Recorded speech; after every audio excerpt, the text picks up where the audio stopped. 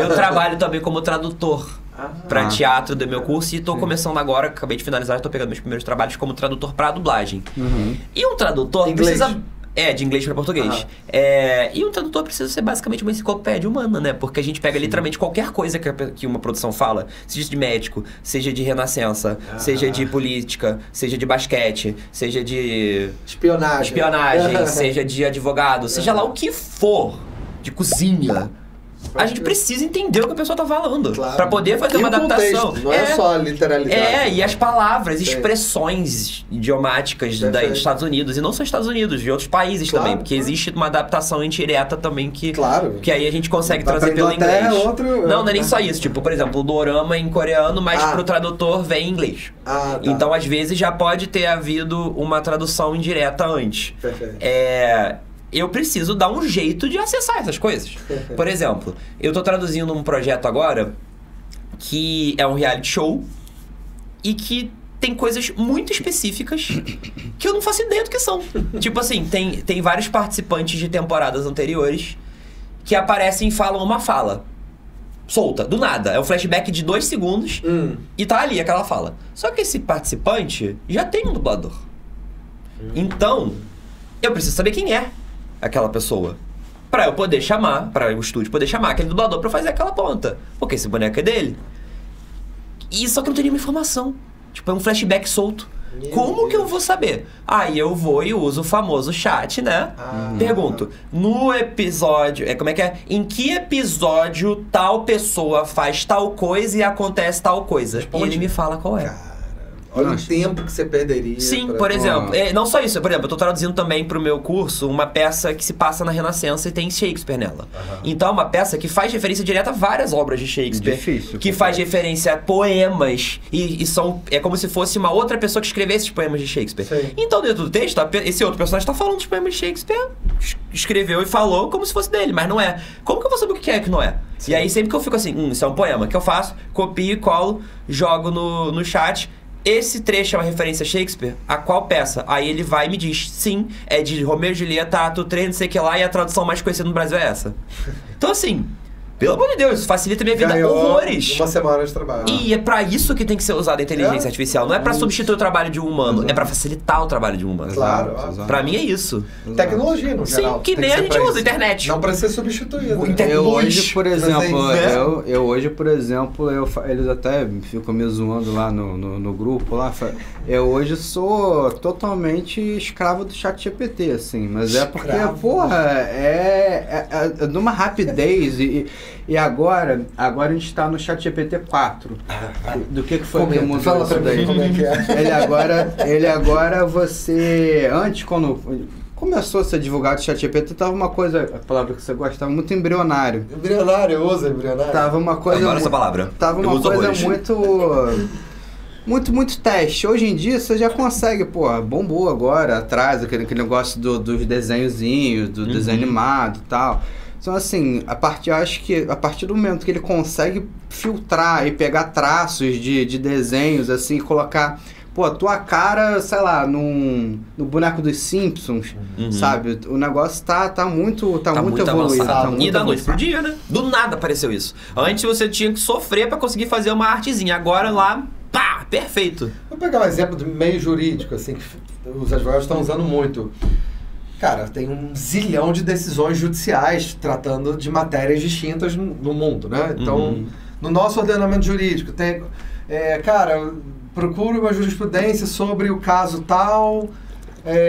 que está versando sobre a matéria XYZ. É a mesma coisa que o meu, só que com outra área. Jurisprudência. Você ficava procurando horas.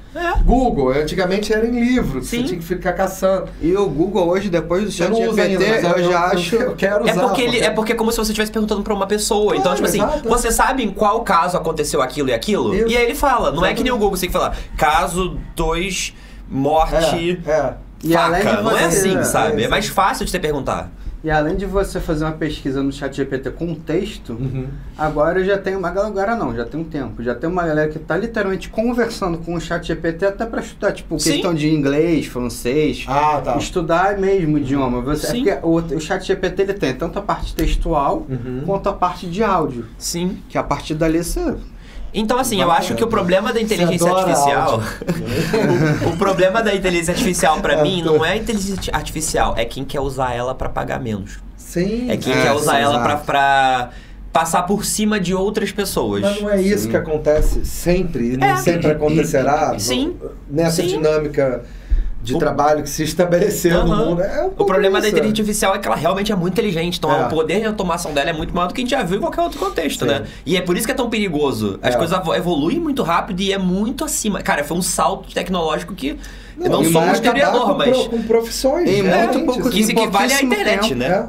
A criação da internet. Sim. Pouquíssimo tempo, o ChatGPT, ele, porra, eu, por exemplo, eu sempre achei, na verdade, não é porque agora que tá com o ChatGPT ou não, mas eu sempre achei a pesquisa do Google um negócio muito estressante. Eu também. Porque você pergunta, sei lá, porra, um exemplo teu. Não, qual é o filme que o fulano XYZ dublou no ano de tal? Aí o Google pega e te manda uma lista de links e de qualquer outra coisa também, né? Que não tem nada a ver com o que você perguntou. Então, porra, além de você fazer, você tem que parar pra ficar procurando qual é o link que eu vou te falar, isso é porque é a tempo presente. Há 10 anos atrás, a gente achava o Google... Cara, o Google é muito bom. Porque você ia pra enciclopédia, né? Você ia pra biblioteca. A coisa tá refinada hoje em dia. Exatamente. Eu tive enciclopédia. Quando eu era criança, na época da escola, o meu avô ele me deu uma coleção da Barça. Deve ter se perdido em algum lugar até hoje. Todo mundo já teve, porque era a fonte de pesquisa única, né? Cara, até pouquíssimo tempo atrás, o Google era Dr. Google. O Google, eu já, hoje em dia, com o ChatGPT, eu já acho uma merda. Me estressa procurar as coisas nele. E acho que é por isso. Mas assim, eu ainda acho que... Se a gente tiver consciência de classe, né, a famosa, se as pessoas entenderem o que existem níveis que não dá pra passar. Tem limites. A tecnologia tem limites que não pode atravessar, não precisa atropelar o humano. Existe automação de trabalhos que são pra facilitar. Só que tem que tomar muito cuidado, porque esse trabalho é feito por uma pessoa. E essa era a fonte de renda dela. E isso pode acontecer. Se tudo for facilmente utilizado pela internet e ninguém mais trabalhar, não vai ter mais dinheiro. As pessoas não vão ter mais dinheiro, poder de compra, poder aquisitivo, e as coisas vão parar de ser compradas. Se as coisas pararem de ser compradas, as grandes empresas vão falir. A máquina não gira. O próprio capitalismo então não precisa girar, existir uma forma de segurar isso. Não pode sair atropelando todo mundo, acabando com profissões assim na noite pro dia. E é por isso que eu acho que vai entrar... claro, porque só dá pra ter certeza no dinheiro, né? Os caras que mandam nisso... É uma fortuna que não tem como calcular. E a pirâmide só funila, entendeu? Então, eu acho que vão abrir mão que em algum momento vão ser feitas leis. Há pouco tempo a gente começou, criou-se a lei agora, diz o Gustavo, que eu realmente não sei porque eu não acompanhei isso, não faço mais parte desse ambiente. Mas assim, um colega nosso falou que agora, por lei, está decretado que é proibido criança entrar na escola com o celular. Eu li que estava rolando isso. Eu não sei o quanto isso andou, mas eu vi que estava vindo. Eu acho isso um absurdo surreal, mas enfim. Eu acho que em algum momento, da mesma maneira como veio essa lei, né? Em algum momento, quando chegar esse estopim, essa bomba estourar, vão criar essa necessidade de fazerem leis para E leis rígidas, né? Exato. Vai ter que ir pro extremo oposto. Não vai conseguir ir com calma para equilibrar. Tem um extremo que é a liberação e tem outro extremo que é a proibição. Não tem o meio, o cinza, né? As nuances de tu usar, só que não tanto. É difícil equilibrar isso, né? É difícil. Bom, o que mais quer te falar?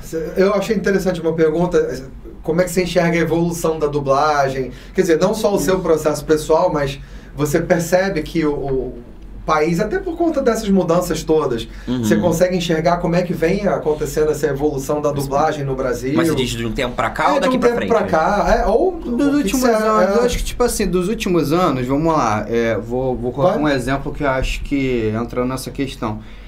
O período antes da Netflix, entre parênteses, e demais streamings, e o período pós-Netflix. Isso você acha que impactou, de certa maneira, de uma forma extremamente positiva? Eu acho que sim. Sabe por quê? E até puxando sardinha pro meu lado.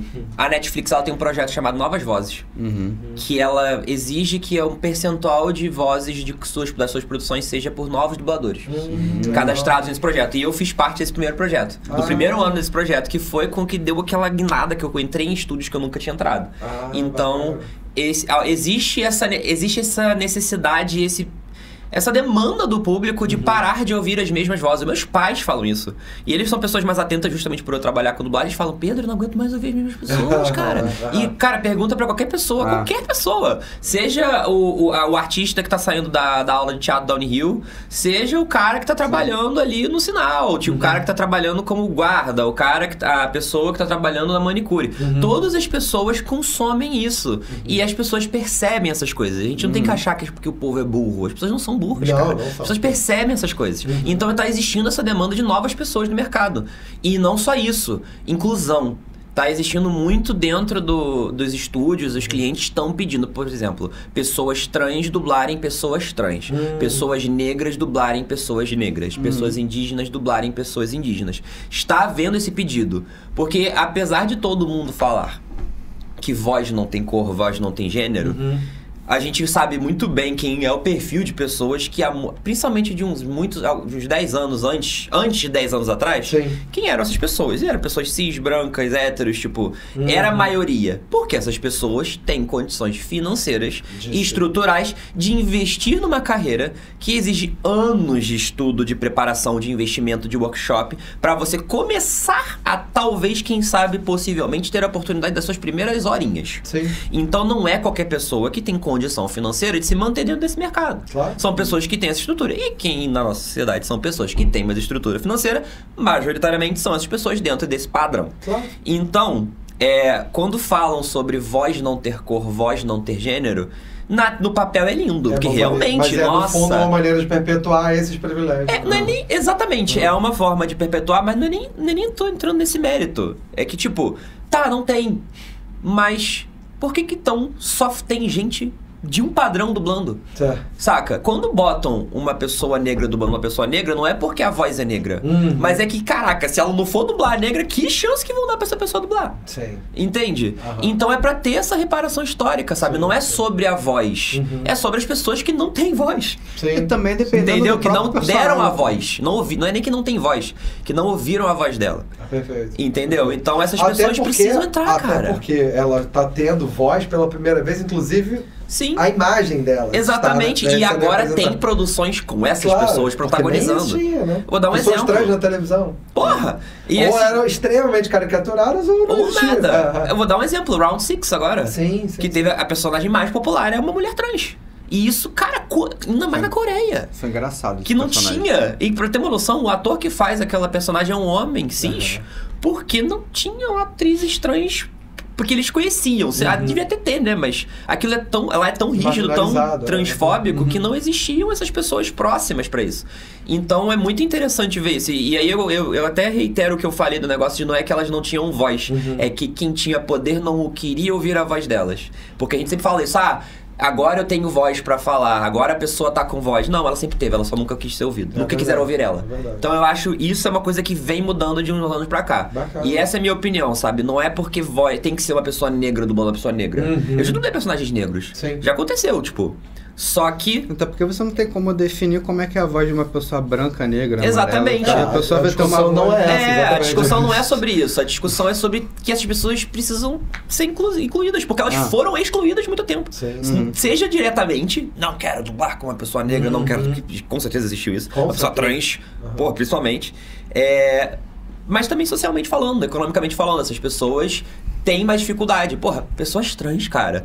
O maior país que mais mata pessoas trans e travestis é o Brasil. E entendeu? O país que mais consome pornografia trans. Exatamente. Eu vi esse dado outro dia. É hipocrisia. Inacreditável.